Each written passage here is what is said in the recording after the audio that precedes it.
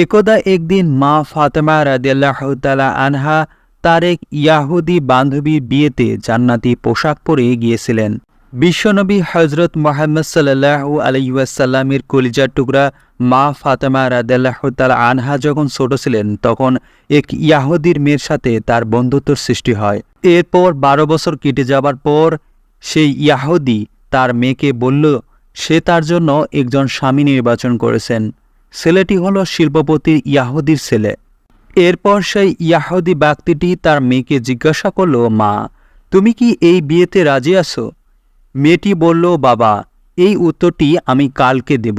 এরপর মেয়েটি বলল, আব্বাজান, আমাকে একদিনের জন্য সময় দিন, আমি একটু ভেবে দেখি।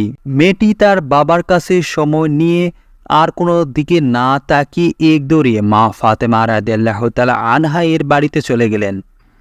মেয়েটি তখন মা ফাতেমা